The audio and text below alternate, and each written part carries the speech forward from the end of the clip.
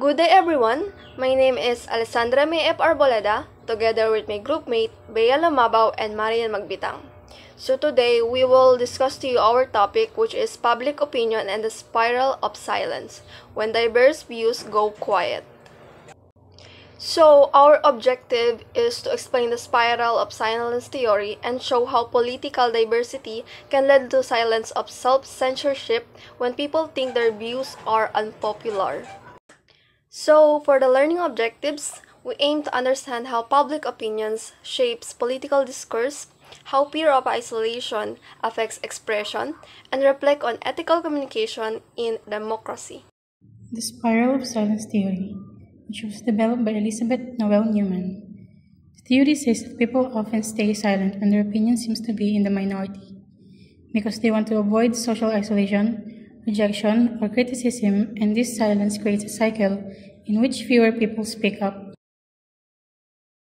Fear of isolation explains that people pay close attention to what most others think. If their own opinion seems different or unpopular, they often choose to stay quiet.